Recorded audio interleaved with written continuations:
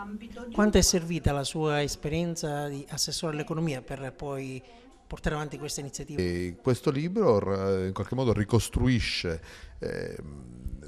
l'assi fondamentali dell'autonomia differenziata della regione siciliana e soprattutto delle sue prospettive di crescita e di sviluppo attraverso l'esperienza, quindi mettendo insieme cognizioni giuridiche ed esperienza amministrativa.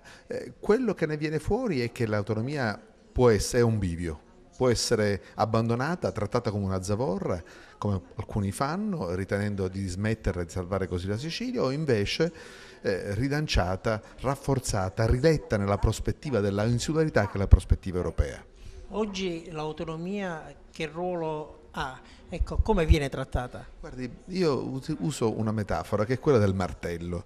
Se un maldestro signore per piantare un chiodo alla parete si dà una martellata sul dito anziché sul chiodo, non può prendersela col martello, se la deve prendere con sé perché non sa usare uno strumento. E se la prende col martello, lo rompe, lo butta, quel chiodo non la pianterà mai a meno che non lo faccia a forza di testate. Cosa voglio dire? Che questa autonomia è uno strumento per rilanciare e rafforzare la Sicilia. Se viene usato male, si ritorce contro la Sicilia. Ma forse non ha le carte nemmeno i conti in regola per poter puntare sul rilancio dell'autonomia. Dice bene lei, senza conti e carte in regola non si va da nessuna parte.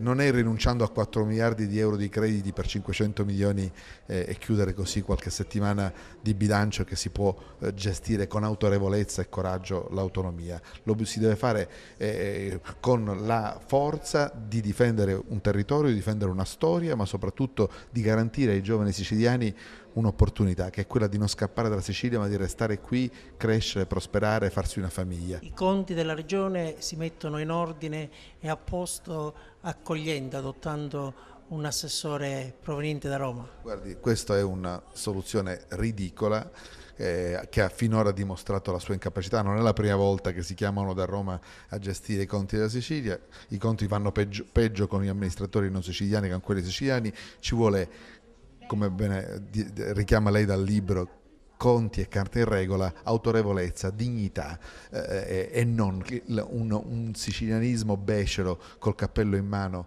cercando di sbarcare il lunario. Questa, come la chiama uno dei miei maestri, il professore Corso, questa autonomia accattona non va da nessuna parte.